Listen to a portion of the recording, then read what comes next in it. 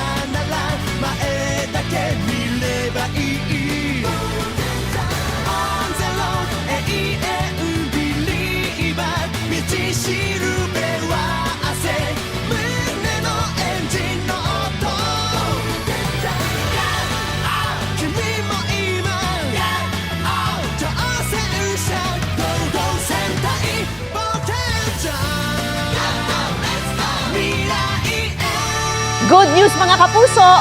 Maaari niyong mapanood ang 24 oras at iba pa naming mga newscast sa aming YouTube channel. I-click lang ang subscribe button na lalabas sa screen. Sa mga kapuso abroad, maaari niyo kaming masubaybayan sa GMA Pinoy TV at sa www.gmanews.tv.